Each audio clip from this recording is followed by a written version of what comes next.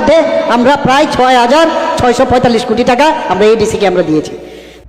নমস্কার, আমাদের সারা ত্রিপুরা রাজ্যের জনপ্রিয়, আমারও প্রিয় প্রফেসর ডক্টর মানিক সাহাজি আপনার কাছে শুনতে পাই এডিসিকে ডেভেলপমেন্ট করার জন্য রাজ্য সরকার থেকে 6,600 কোটি টাকা দেওয়া হয়েছে।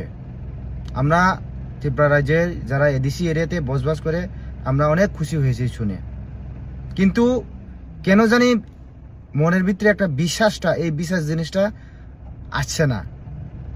কারণ আপনি যা বলছেন এটা কোনো প্রমাণ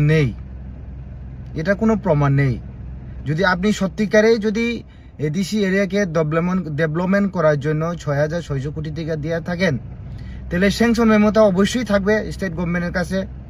তাই আমাদের একটাই জবাব জানতে চাই বা প্রশ্ন, আপনারা স্টেট গভর্নমেন্ট থেকে যদি 6,600 কোটি টাকা এডিসিকে ডেভেলপমেন্ট করার জন্য টাকা দিয়ে থাকেন, তাহলে এডিসি এরিয়াতে পিডাব্লিউটিতে ডেভেলপমেন্ট করার জন্য, আরডিতে ডেভেলপমেন্ট করার জন্য, ফিশারিতে, এগ্রিতে, ট্রাইবাল ওয়েলফেয়ার, এইসব ডিপার্টমেন্টে ডেভেলপমেন্ট করার জন্য অবশ্যই আপনারা ডিপার্টমেন্ট ওয়াইজ টাকা পাঠিয়েছেন।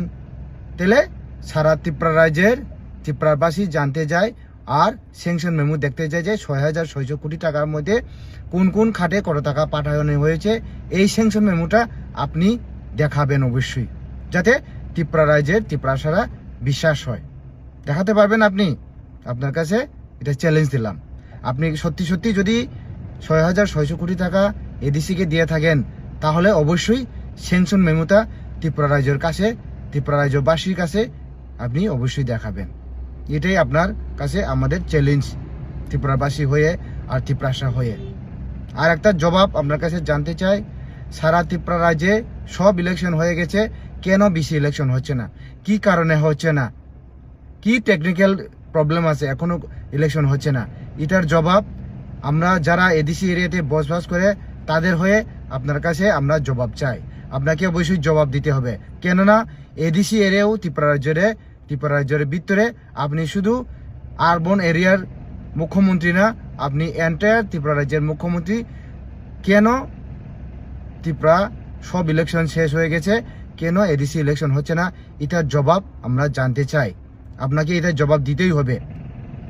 আমরা জানি বিজেপি সারা বিশ্বের বড় পার্টি, কিন্তু এটাই ত্রিপুরা রাজ্যের ইতিহাস যে 10 বছর হয়ে গেছে ভিলেজ কাউন্সিল ইলেকশন হয় না। এটা একটা বড় ব্যাপার, শুধু ত্রিপুরা রাজ্যের ব্যাপার না, এটা ইন্ডিয়াতেও এমন হয় না যে 10 বছর হয়ে গেছে ইলেকশন হয় না, এমন কোন না। আর শুধু ইন্ডিয়া না, এটা বিশ্বের রেকর্ড হয়ে গেছে যে 10 বছর হয়ে গেছে বিসি ইলেকশন হচ্ছে না। এটা একটা বড় বিরাট ব্যাপার। তাহলে আপনার কাছে এটাই অনুরোধ, আপনি জবাব দিবেন, ত্রিপুরাবাসীর কাছে জবাব দিবেন, ত্রিপুরাসার কাছে জবাব দিবেন, কেন আপনারা বিসি ইলেকশন করছে না? বড় পার্টি কেন ছোট পার্টিকে বই পেয়ে বিসি ইলেকশন করছে না?